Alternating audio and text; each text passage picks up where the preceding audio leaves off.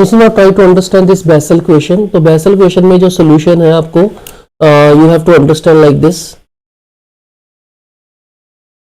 जो सोल्यूशन है वो ऐसा सपोज करना है जैसे हमने पावर सीरीज में ये सोल्यूशन सपोज किया था a नॉट a1x a2x, यहाँ पे x की पावर c मल्टीप्लाई होगा। तो यानी कि जो आपका सोल्यूशन है वो थोड़ा सा चेंज हो जाएगा। That solution will become summation ar into x की पावर c प्लस r। तो इस टाइप का बन जाएगा solution and r will vary from 0 to infinity. तो y डैश ऐसे निकल आएगा, ar c प्लस r आगे आ जाएगा, x की पावर r रह जाएगा, x की power r plus c minus 1 हो जाएगा। जब डबल डेरिवेटिव निकालोगे c plus r minus 1, x की power c plus r minus 2 आ जाएगा। Derivative you understand.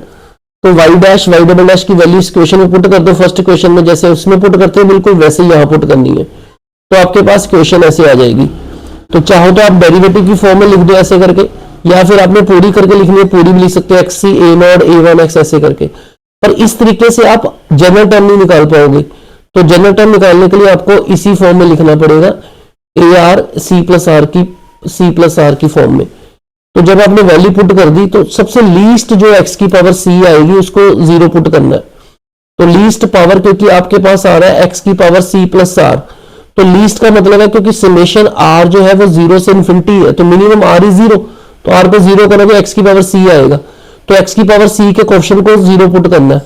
तो x की पावर c के क्वेश्चन को 0 पुट करके आपने c की वैल्यू निकालनी है, और c की दो वैल्यूज आ जाएंगी यहाँ से। इसको बोलते हैं इंडिशियल equation. This equation is very important. ये वाला पार्ट वहां पे नहीं था पावर सीरीज में। तो अपने पास आ जाएगा a not c square minus c and plus a not c minus n square a not. तो ये कट जाएगा, तो अपने पास बच जाएगा c square minus n square equal to 0। तो c आ जाएगा प्लस माइनस n। तो इसका मतलब एक रूट n आ गया, एक माइनस n आ गया, दोनों का डिफरेंस 2n आ गया जो इंटीजर नहीं है। तो इसके लिए फिर क्या करेंगे, अगले के लिए x की पावर c प्लस 1 को कंपेयर करेंगे, फिर x की पावर c प्लस 2 को कंपेयर करेंगे, एंड देन a1। इसमें जब x की पावर c प्लस 1 को कंपेयर करोगे तो ये चीज भी दिमाग में रखना कि जब x स्क्वायर को आपने मल्टीप्लाई किया, x स्क्वायर को इससे मल्टीप्लाई किया तो 2 कट के x की पावर c आ गया। यहाँ पे जब आपने देखा इसको करोगे तो x की पावर कितना आ जाएगा जब इसको मल्टीप्लाई करोगे, when you multiply with x square, तो ये आएगा x की पावर c प्लस 1। तो ये कोफिशिएंट जो है that is the coefficient of c plus 1। ये c प्लस 1 आ रहा है, देखो दिस इज a1 c1, ठीक है जी, ये वाली चीज आ रही है। और इसमें c प्लस 1 आएगा, यस, जब इस x को इससे मल्टीप्लाई करोगे तो आ जाएगा c plus 1। Okay, and then last वाली टर्म में x c प्लस 1 ये इसके साथ आएगा, x के माइनस n स्क्वायर वाली टर्म के साथ में क्या आएगा, माइनस n स्क्वायर को जब मल्टीप्लाई करोगे, इसको भी मल्टीप्लाई करोगे तो n स्क्वायर एक्स सी को जब मल्टीप्लाई करोगे x से 1 और x सी, तो x प्लस 1 यानी कि माइनस n स्क्वायर आ जाएगा।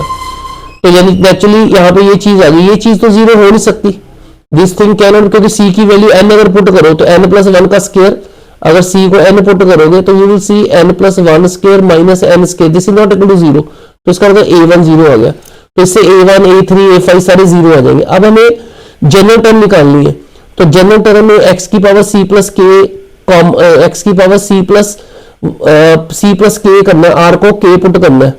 तो k पुट करने का मतलब है कि यहां से अपने पास टर्म आ जाएगी c प्लस k, उसके लिए इसको जनरलाइज कर दो, x की पावर c प्लस r, यहाँ पे जब जो r लिखा है उसको k पुट कर दो।